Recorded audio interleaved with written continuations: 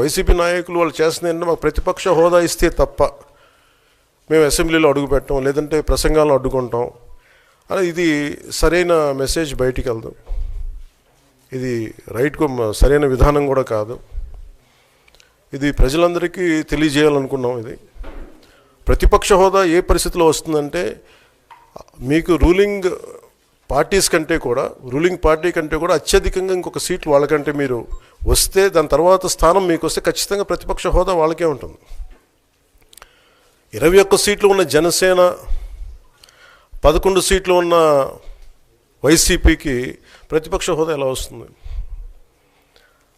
మేము వస్తే తప్ప మేము అసెంబ్లీకి రాము, ఇలా గవర్నర్ ప్రసంగాలను అడ్డుకుంటాం అనేది ఇది సరైనది కాదు. ఇది ప్రజలందరికీ కూడా తెలియచేస్తున్నాం ఈ సందర్భంలో.